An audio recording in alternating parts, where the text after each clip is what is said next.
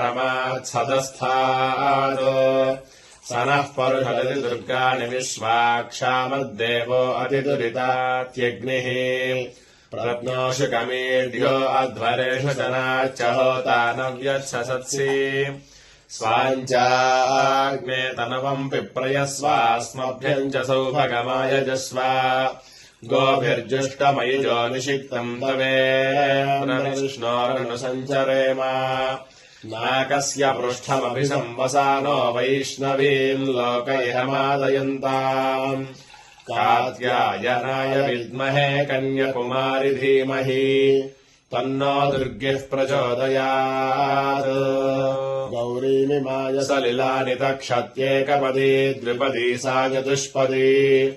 अष्टापदी नवपदी बभूवुषी सहस्राक्षरा परमे व्योमन् सक्तुमिपतित